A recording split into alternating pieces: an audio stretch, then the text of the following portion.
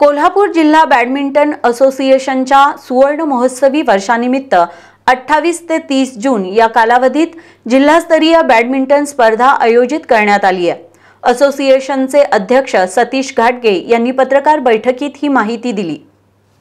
कोल्हापूर जिल्हा बॅडमिंटन असोसिएशनची स्थापना होऊन 50 वर्ष पूर्ण झाली आहेत। असोसिएशनच्या सुवर्ण महोत्सवी वर्षानिमित्त 28 ते 30 जून या कालावधीत जिल्हास्तरीय बॅडमिंटन स्पर्धा आयोजित करण्यात आली आहे। अंबाई डिफेन्स हॉल इथं होणाऱ्या या स्पर्धेत सुमारे 180हून अधिक खेळाडूंनी आपला सहभाग निश्चित केलाय। श्रीमंत बाबासाहेब नाडगोंडे, श्रीमंत हिम्मतसिंग घाटगे, श्रीमंत विक्रमसिंह घाटगे, बाबा भोसले, मेजर PY सोवनी, सरदार मोमीन यांनी स्थापन केलेल्या या बॅडमिंटन असोसिएशनला मुंबईचे नारायणदास रुपारेल, सुशीलकुमार रुईया, पुण्याचे अण्णासाहेब आणि दाजीसाहेब नातू यांनी मोलाची साथ दिली। प्रकाश पदुकोण यांच्यासारख्या आंतरराष्ट्रीय पातळीवर नावाजलेल्या खेळाडूंनी त्यांच्या सुरुवातीच्या कारकिर्दीत कोल्हापुरात खेळ केला।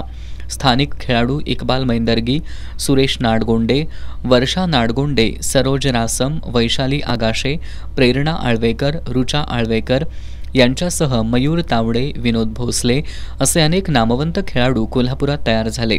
सुरेखा सरदेसाई, डॉक्टर रवी पाटील, डॉक्टर रमेश देसाई, अरुण चिटणीस, दिलीप चिटणीस, माणिकताई देवधर, अभिमन्यू भणगे, निनाद कामत, केदार नाडगोंडे, तन्मय करमरकर, जान्हवी कानिटकर, राहुल काणे, पौरस कुलकर्णी, अरुणा सापळे या खेळाडूंनीही राज्य आणि राष्ट्रीय पातळीवरच्या स्पर्धा गाजवल्या।